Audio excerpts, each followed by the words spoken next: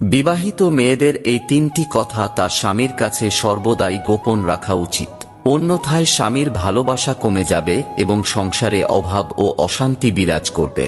জানার আগে হে মা লক্ষ্মী, তোমার ভক্তের এই চ্যানেল বাস্তুবিদ্যাকে যে যে ব্যক্তি সাবস্ক্রাইব করছে তাদের ঘরে তুমি কখনো অর্থের সমস্যা হতে দিও না। নাম্বার 1, আপনার জমা করা টাকার কথা ভুল করেও স্বামীকে কখনো বলবেন না, কারণ এতে করে স্বামী স্ত্রীর মধ্যে বিশ্বাস নিয়ে প্রশ্ন উঠতে পারে।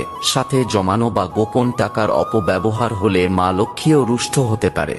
নাম্বার 2, কাউকে দান করা টাকা পয়সার কথা ভুল করেও স্বামীকে জানাবেন না, এটা করলে দান করার ফল কমে যায়, কারণ বেদে বলা হয়েছে এক হাতে দান করা অর্থ যেন অন্য হাতও না জানতে পারে।